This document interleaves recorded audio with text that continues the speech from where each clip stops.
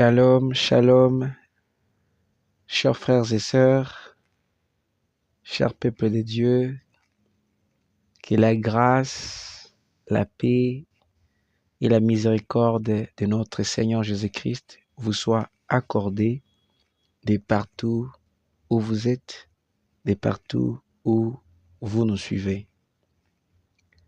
Je rends grâce à Dieu pour ces privilèges qu'il m'a accordés encore en ces jours afin de pouvoir continuer cet enseignement, cette série d'enseignements que nous avons commencé,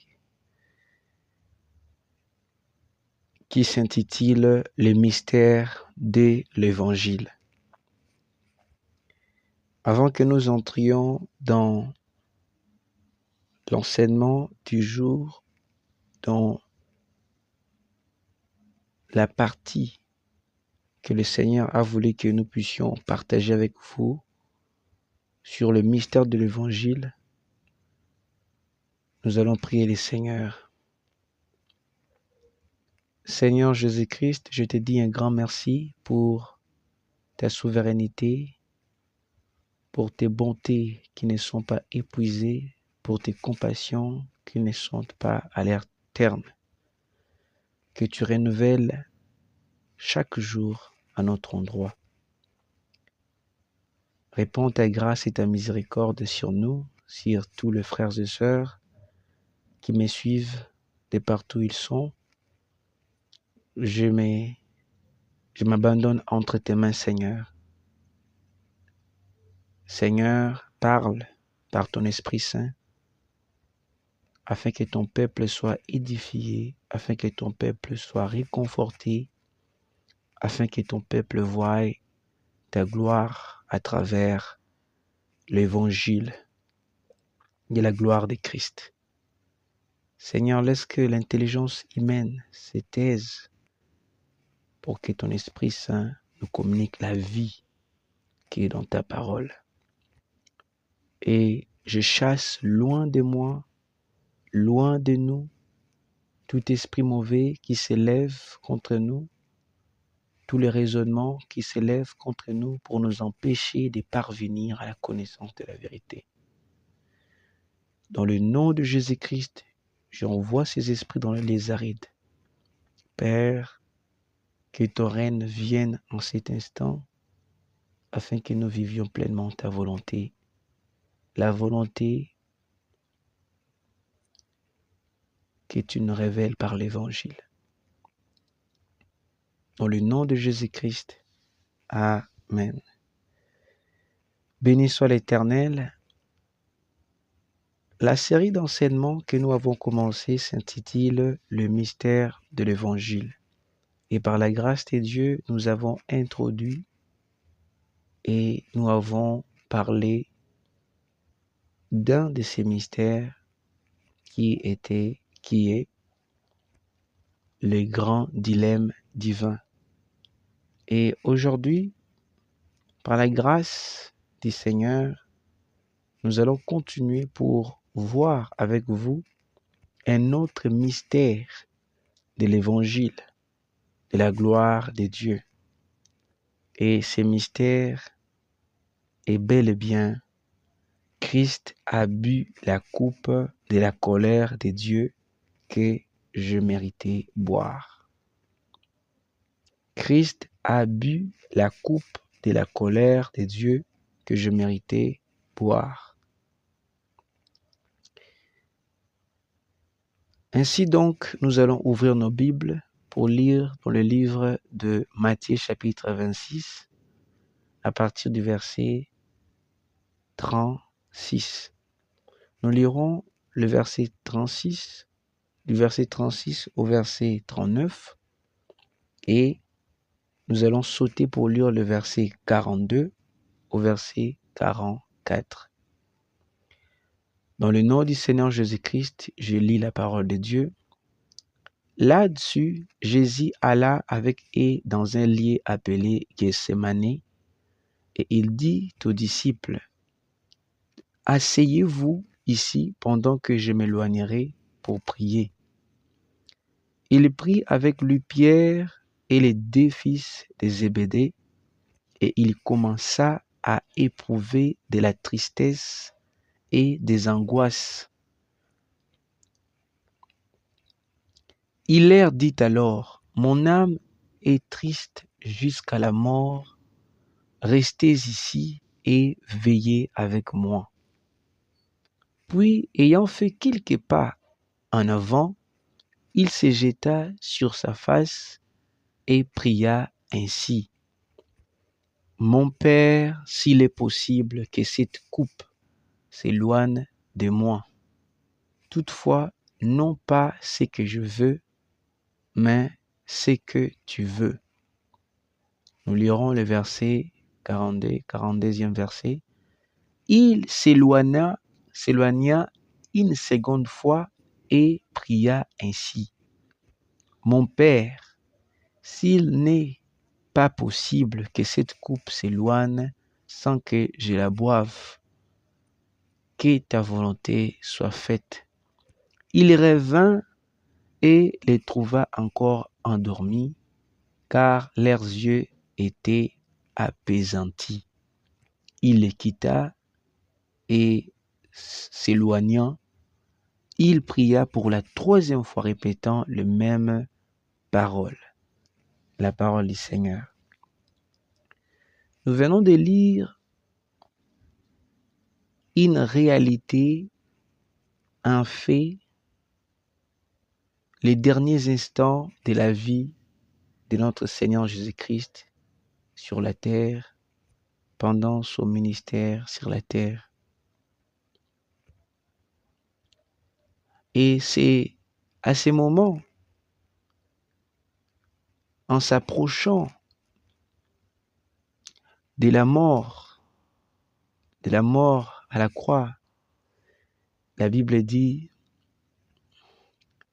le Seigneur Jésus-Christ prit avec lui ses disciples et ils partirent au lieu appelé Gethsémane.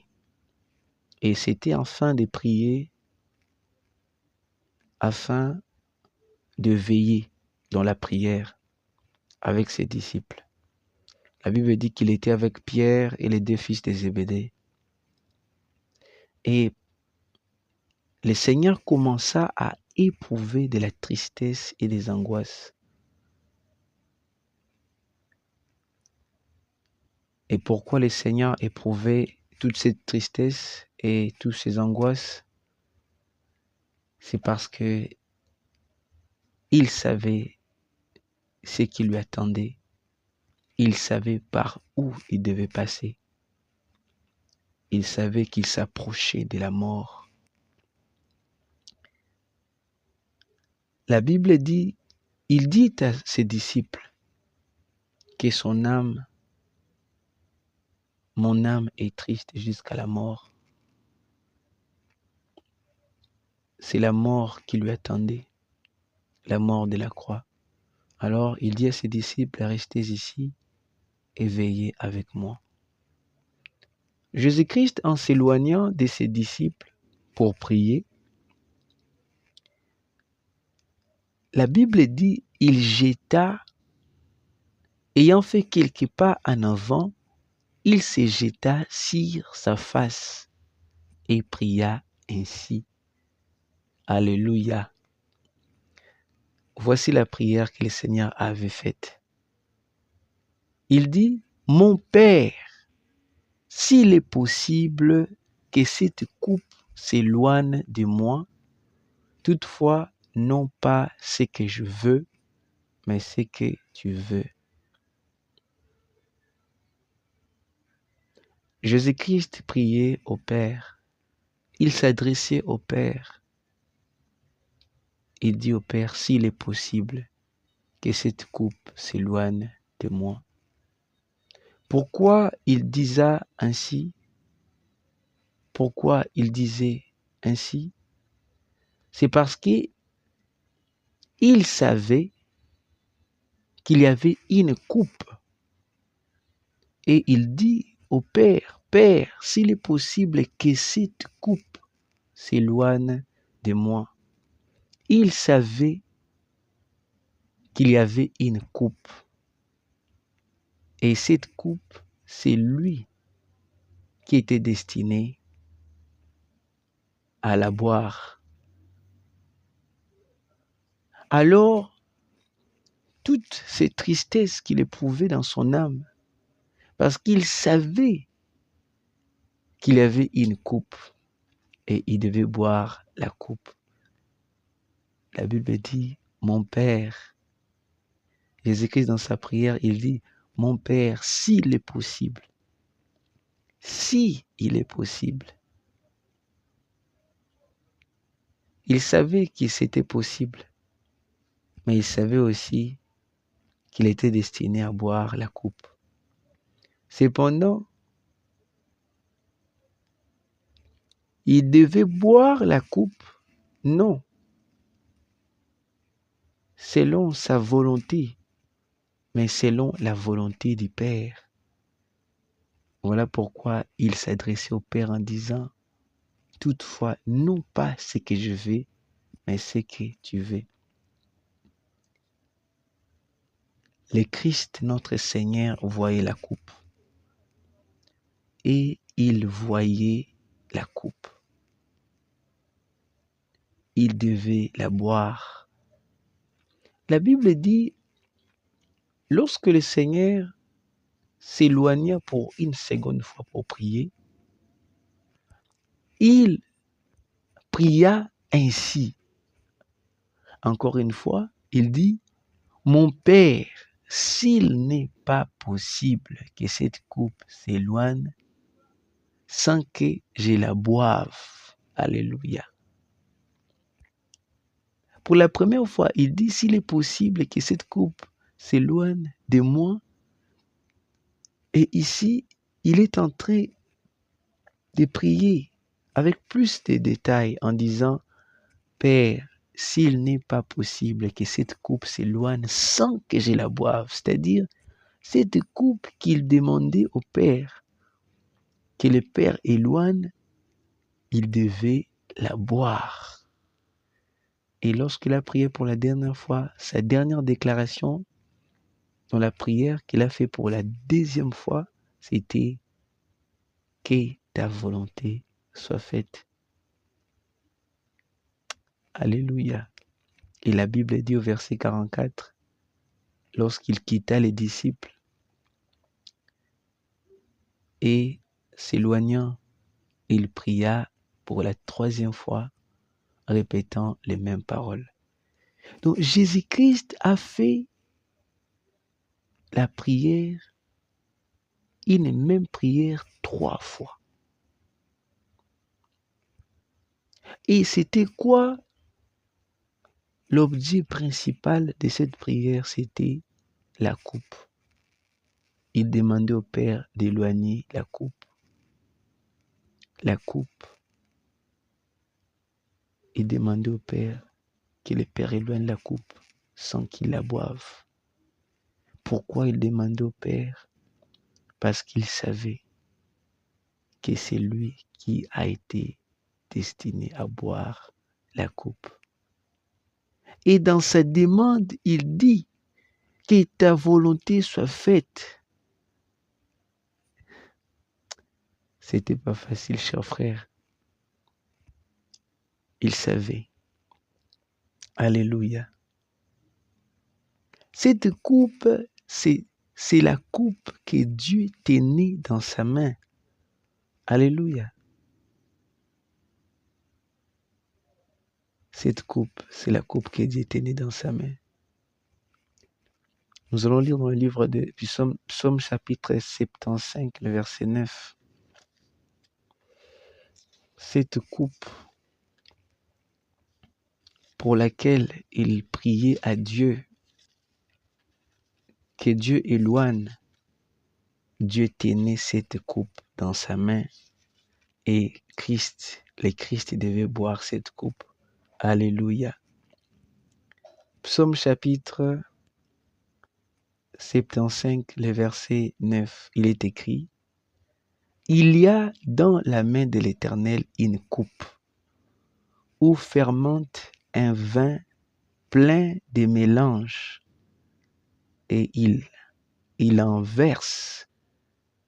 Tous les méchants de la terre 6 boivent jusqu'à la lie. Alléluia. Le Christ pria 3 fois, répétant les mêmes paroles. Mon Père, s'il est possible, éloigne de moi cette coupe sans que je la boive. Pourquoi? Parce que le Père tenait dans sa main une coupe, selon que le Seigneur nous le révèle, qu'il y a dans la main de l'Éternel une coupe. Le Seigneur Jésus-Christ voyait Dieu le Père tenant une coupe dans sa main. Et la Bible dit, cette coupe où fermente un vin plein de mélange. Alléluia. C'est une coupe dans laquelle fermente un vin plein de mélange. Alléluia. Et cette coupe, la Bible déclare, le Seigneur nous révèle que Dieu en verse, il verse ce vin plein de mélange qui se trouve dans la coupe, il l'en verse sur tous les méchants. Tous les méchants de la terre 6 boivent jusqu'à la lie. Alléluia. La coupe que Dieu tenait dans sa main, que le Christ voyait, pour laquelle le Christ priait au Père d'éloigner sans qu'il la boive, c'est la coupe dans laquelle fermentait un vin plein de mélange. Et cette coupe, c'est une coupe que seuls les méchants de la terre doivent boire jusqu'à la lie. Cependant, le Christ en ces jours-là, voyant la coupe dans la main de Dieu, il voyait que cette coupe, c'est lui qui devait la boire. Alléluia. Christ a bu la coupe de la colère de Dieu que je méritais.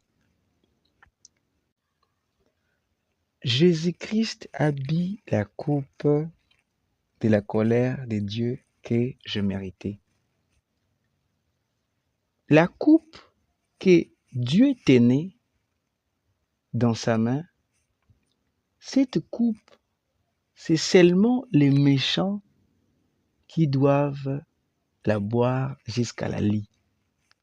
Mais le Seigneur Jésus-Christ, en s'approchant de la mort, son âme pleine de tristesse, il pria le Seigneur d'éloigner de lui la coupe. Pourquoi? Parce qu'il voyait Dieu le Père tenant la coupe. Et cette coupe était tournée vers lui et il devait la boire. La Bible dit, tous les méchants de la terre doivent boivent jusqu'à la lie. Cependant, le Christ pria au Père d'éloigner de lui la coupe. Il a prié à 3 reprises. 3 fois, il répéta le même parole dans sa prière. Alléluia. La question maintenant qu'on doit se poser, qu'est-ce qui s'est trouvé dans la coupe? Qu'est-ce qui était dans la coupe? Dans le psaume chapitre 75, le verset 9, la Bible dit, il y a dans la main de l'Éternel une coupe où fermente un vin plein de mélange. Alors, on doit se poser la question, qu'est-ce qui était réellement dans la coupe?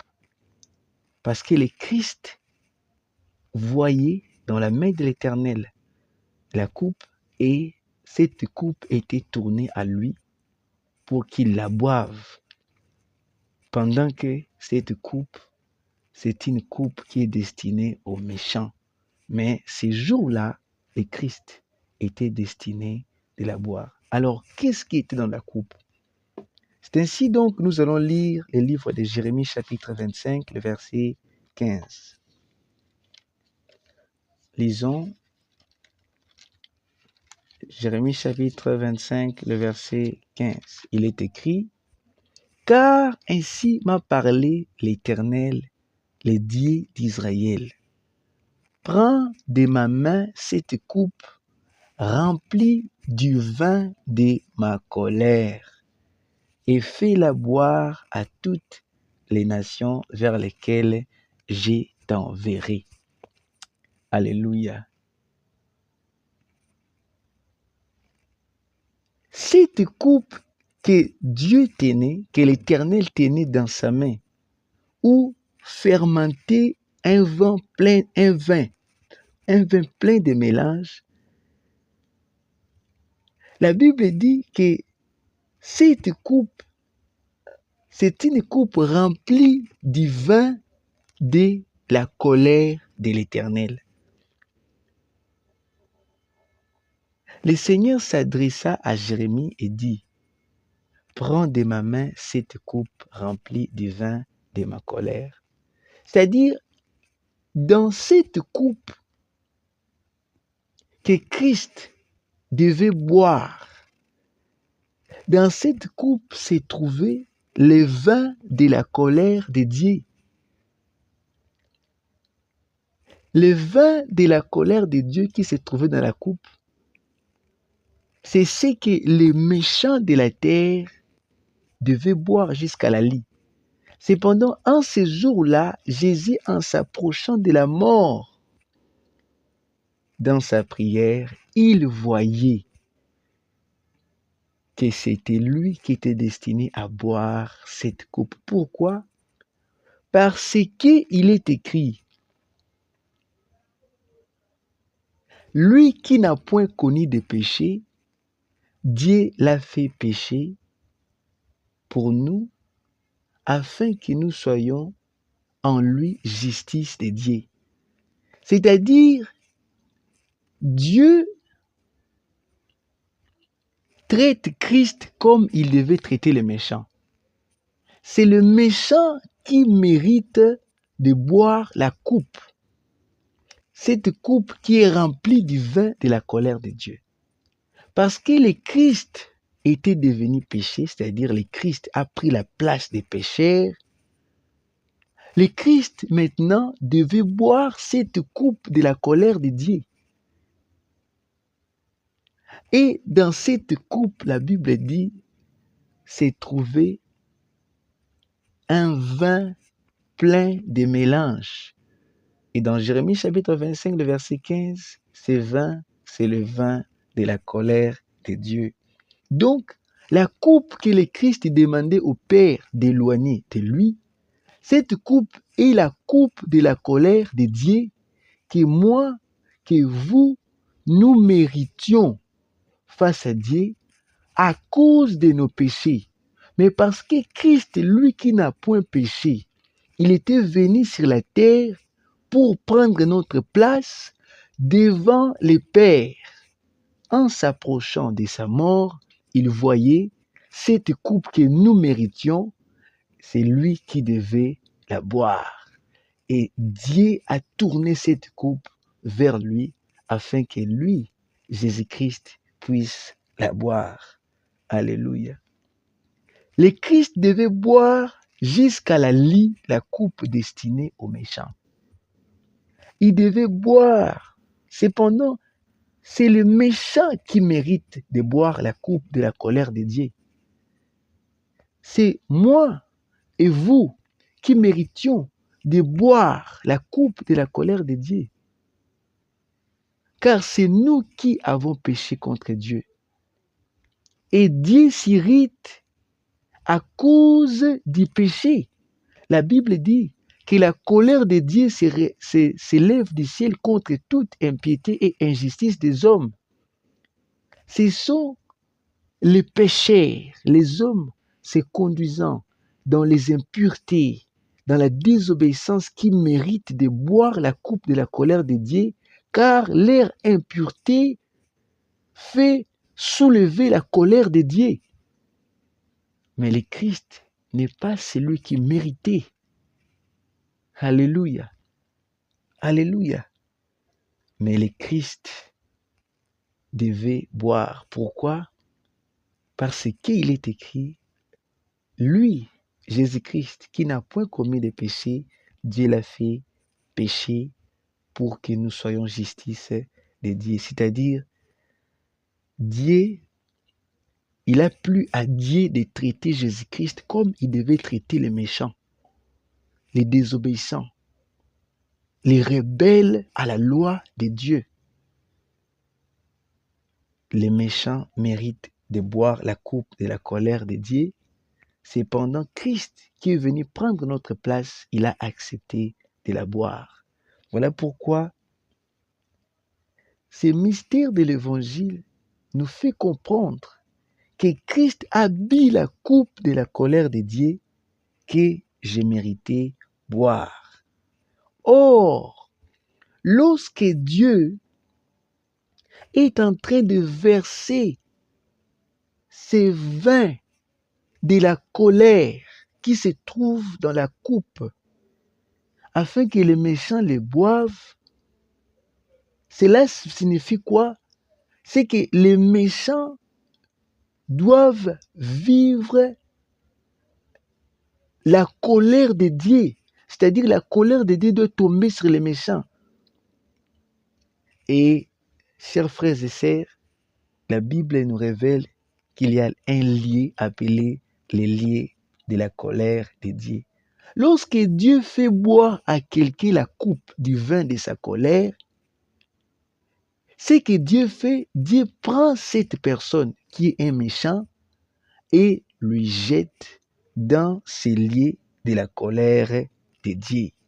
Et ces liens, la Bible nous les révèle, ces liens, c'est les liens de tourment. Ces liens, c'est les temps de faits et de souffres. Alléluia. Nous allons lire cela dans le livre de Deutéronome, chapitre 32, le verset 22. Alléluia. Gloire à Jésus-Christ. Deutéronome, chapitre 32, le verset 22. Nous lisons au nom de Jésus-Christ. Car le feu de ma colère s'est allumé et il brûlera jusqu'au fond du séjour des morts. Il dévorera la terre et ses produits. Il embrasera le fondement des montagnes. Le feu de ma colère s'est allumé. Et ce feu, Dieu dit, ce feu brûlera jusqu'au fond du séjour des morts. Dieu parle précisément du lieu des tourments. C'est le lieu où cet homme riche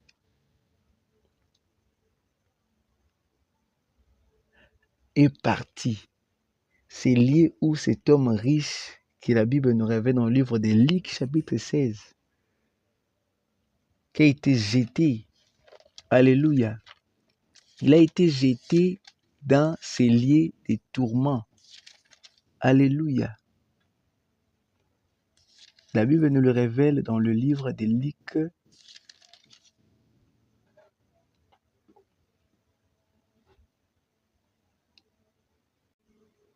La Bible nous le révèle dans le livre de Luc, chapitre 16, que les riches, après sa mort, il s'est retrouvé dans les lieux des tourments. Et c'est un lieu où brille le feu de la colère de Dieu. Lorsque Dieu vous fait boire la coupe de sa colère, Dieu vous jette dans les lieux où se trouve le feu de sa colère. Et ces lieux, c'est le séjour des morts dans les lieux de tourments. C'est les lieux de tourments. Et ces lieux, c'est les temps de feu. Alors le Christ qui devait boire la coupe de la colère de Dieu devait aussi être jeté dans les lits de tourments, car cela explique exactement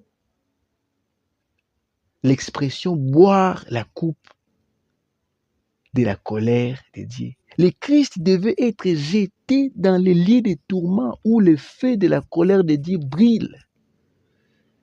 Et le Christ, notre Seigneur, a accepté de boire cette coupe. Alléluia. Et là, nous allons lire dans le livre de Matthieu chapitre 27, le verset 45 au verset 50. Matthieu chapitre 27, le verset 45 au verset 50. Il est écrit: depuis la 6e heure jusqu'à la 9e, il y eut des ténèbres sur toute la terre. Et vers la 9e heure, Jésus s'écria d'une voix forte: Eli, Eli, lama sabachthani. C'est-à-dire, mon Dieu, pourquoi m'as-tu abandonné? Quelques-uns de ceux qui étaient là l'ayant entendu dire: il appelle Élie. Et aussitôt, l'un d'eux courut prendre une éponge qu'il remplit de vinaigre et l'ayant fixée à un roseau, il lui donna à boire. Alléluia. Mais les autres disaient: laisse, voyons si Élie viendra les sauver. Jésus poussa de nouveau un grand cri et rendit l'esprit.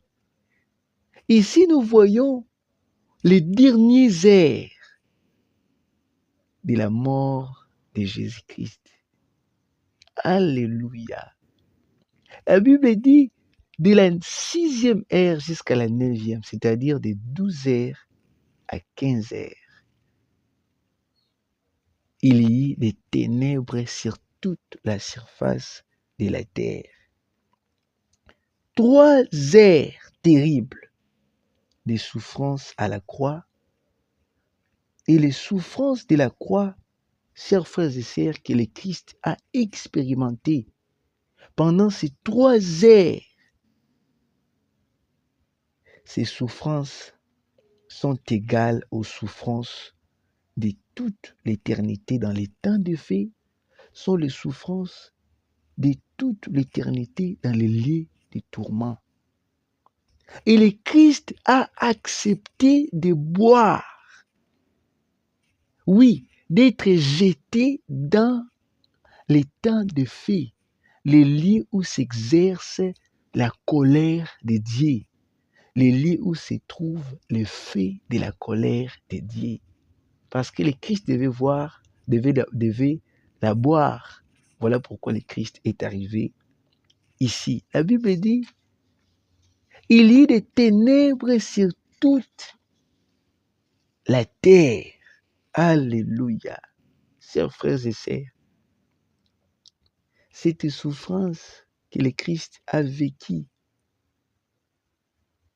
sont des souffrances terribles que le Christ a vécues. Cependant, cette souffrance, ce sont les méchants, ce sont les pécheurs, ce sont les ivrognes, les impudiques qui doivent les mériter, qui doivent les vivre. Alléluia. Cependant, le Christ a accepté. La Bible nous révèle dans le livre d'Apocalypse, le chapitre 21, le verset 8. Nous pouvons le lire. Apocalypse chapitre 21, le verset 8. La Bible nous révèle ces gens qui doivent boire la coupe de la colère de Dieu, qui doivent être jetés dans les lieux où s'exerce le feu de la colère de Dieu. Et il me dit, mais pour les lâches, les incrédules, les abominables, les meurtriers, les impudiques, les achantaires, les idolâtres et tous les menteurs, leur part sera dans les temps ardents de feu et de soufre, ce qui est la seconde mort. Alléluia. Jésus-Christ a été aligné avec ces gens. Non parce que c'est lui qui a péché. Non, le Christ n'a pas connu de péché. De la première seconde à la dernière seconde de sa vie, il n'a point commis de péché. Cependant, pour sauver les pécheurs, il a accepté d'être traité comme un lâche. Il a accepté d'être traité comme un incrédule. Il a accepté d'être traité comme un abominable. Il a accepté d'être traité comme un meurtrier. Il a accepté d'être traité comme un impudique. Il a accepté d'être traité comme un enchanteur. Il a accepté d'être traité comme un idolâtre. Il a accepté d'être traité comme un menteur. Et alors, sa part a été dans les temps ardents de feu et de soufre, ce qui est la seconde mort. Raison pour laquelle, à la croix, dans toutes ces souffrances que le Christ a vécues, en buvant la coupe de la colère de Dieu, le Christ est mort sur la croix. Alléluia. Le Christ est mort sur la croix. Pourquoi? Parce qu'il a été jeté dans les temps ardents de feu et de soufre, ce qui est la seconde mort. Voilà pourquoi il était mort. Nous allons encore lire le livre des Psaumes chapitre 88. Psaume chapitre 88, nous allons lire à partir du verset 3. Le Christ a bu la coupe de la colère de Dieu que j'ai méritée. Chers frères et sœurs, que le Seigneur vous ouvre les yeux du cœur afin que vous voyez ce que le Christ, ce qui est arrivé au Christ, au Seigneur Jésus-Christ pour vous sauver, ce qu'il a accepté pour votre salut. Alléluia. Il est écrit que ma prière parvienne en ta présence. Prête l'oreille à mes supplications. Car mon âme est rassasiée de maux et ma vie s'approche du séjour des morts. Alléluia. Je suis mis au rang de ceux qui descendent dans la fosse. Je suis comme un homme qui n'a plus de force.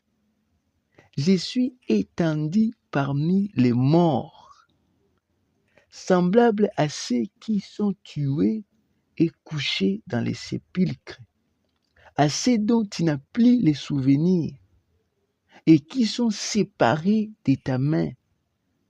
Tu m'as jeté dans une fosse profonde, dans les ténèbres, dans les abîmes. Ta fureur s'apaisantit sur moi et tu m'accables de tous tes flots. Alléluia. Tu as éloigné de moi mes amis, tu m'as rendu pour eux un objet d'horreur. Je suis enfermé, je ne puis sortir. Mes yeux se consument dans la souffrance. Je t'invoque tous les jours, ô Éternel, j'étends vers toi les mains. Ces psaumes, c'est l'Esprit de Christ qui parle à travers les psalmistes. Et c'est précisément au sujet de la mort de Christ, au sujet de ce qui est arrivé à Christ sur la croix. Le Christ, en buvant la coupe de la colère de Dieu, il a été jeté dans les temps ardents de feu et de soufre. La Bible dit, le Seigneur dit, que mon âme est rassasiée de maux. C'est la souffrance, c'est les douleurs qu'il s'agit.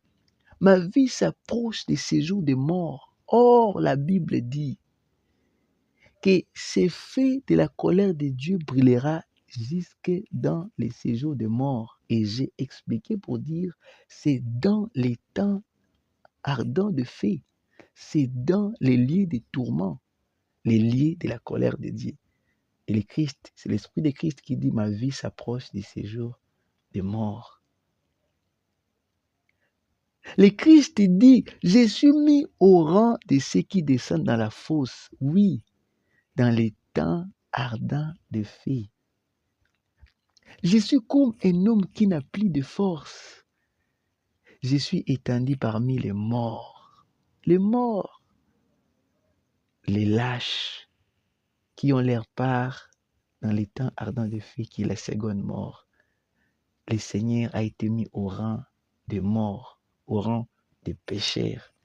Et bien, il est semblable, il dit, je suis semblable à ceux qui sont tués et couchés dans les sépulcres, à ceux dont tu n'as plus les souvenirs. Voilà pourquoi le Christ s'écria d'une voix forte sur la croix, mon Dieu, pourquoi m'as-tu abandonné? Pourquoi? Parce que, étant jeté dans les temps ardents de feu, en buvant la coupe de la colère de Dieu, il est devenu celui que Dieu n'avait plus les souvenirs. Alléluia. Alors que c'est bien lui duquel le Père a déclaré en présence des hommes, celui-ci est mon fils bien-aimé en qui j'ai mis toute mon affection. Mais en ces jours-là, parce que le Christ buvait la coupe de la colère de Dieu, Jésus-Christ, Dieu n'avait plus son souvenir. Alléluia. Et il me dit, je suis semblable à ceux qui sont tués et couchés dans les sépulcres, à ceux dont tu n'as plus les souvenirs et qui sont séparés de ta main. Oui, le Christ a été séparé de la main de Dieu, portant tes péchés, tes transgressions, tes iniquités, ta rébellion, portant ta désobéissance sur lui. Le Christ a été jeté. La Bible dit, le Christ dit au Père, tu m'as jeté dans une fosse profonde, dans les ténèbres, dans les abîmes. Et il s'agit précisément de les temps ardents de feu et de soufre. C'est lié des ténèbres, c'est lié des ténèbres dans les abîmes. Le Seigneur dit, tu m'as jeté dans les lieux, tu m'as jeté dans les lieux où s'exerce le feu de ta colère. Il dit ta fureur. C'est le degré élevé de la colère de Dieu. Il dit ta fureur s'apaisantit sur moi. Alléluia. Et c'est là, dans 3 heures de souffrance terrible à la croix. Et je l'ai dit, chers frères, ces souffrances de la croix sont égales aux souffrances de toute l'éternité dans les temps de feu. À cause du péché, à cause de votre vie de péché, la vie d'impudicité, la vie d'idolâtrie, la vie de mensonge, la vie d'impudicité, de la masturbation, votre vie de vous conduire dans la prostitution, la vie de la division, la haine, la jalousie, votre vie charnelle à cause de votre rébellion, des mauvaises pensées, à cause de votre hypocrisie, chers frères et sœurs, Jésus-Christ a accepté de souffrir les souffrances de l'état de feu et de soufre. Jésus-Christ habite toutes les souffrances d'éternité dans les temps de feu dans 3 heures. Jésus-Christ habite toutes les souffrances de l'éternité dans les temps de feu dans 3 heures. Jésus-Christ a bu jusqu'à la coupe de la colère de Dieu. Je me suis posé la question, comment est-il possible pour Christ de boire toute la coupe de la colère de Dieu, toutes les souffrances de l'état de feu en seulement 3 heures? Oh, chers frères et sœurs, Comment est-il possible? Et le Seigneur, par son Esprit Saint, me répond en disant que le Christ a pu boire la coupe de la colère de Dieu, a pu boire toutes les souffrances de la colère de Dieu de l'étang de feu en seulement 3 heures, car il est absolument éternel pour le faire. Alléluia. Voilà pourquoi celui qui croit en Jésus-Christ, qui renonce à lui-même, qui marche dans la sainteté, la justice et la vérité, et qui persévère dans l'amour de Dieu, cette personne, dans la sanctification, verra le Seigneur, n'aura point part à cette souffrance. Pourquoi? Parce que cette souffrance, Jésus-Christ l'habille à sa place sur la croix. Voilà pourquoi, chers frères et sœurs, le temps est arrivé. Le royaume des cieux est proche. Repentez-vous de vos péchés. Car le Christ a accepté de boire toute la souffrance de l'étang de feu que vous méritez boire à cause de vos péchés. Et en buvant cela, il est mort. Et au 3e jour, il est ressuscité. Il est vivant pour vous ressusciter de la mort qui est le salaire du péché, de vos péchés. Repentez-vous. Abandonnez la luxure. Abandonnez la masturbation. Abandonnez la cupidité. Abandonnez l'hypocrisie. Abandonnez les mauvaises pensées. Abandonnez la division, la haine, la jalousie. Abandonnez la vie de regarder les films pornographiques. Abandonnez l'idolâtrie. Croyez en Jésus-Christ, car il a souffert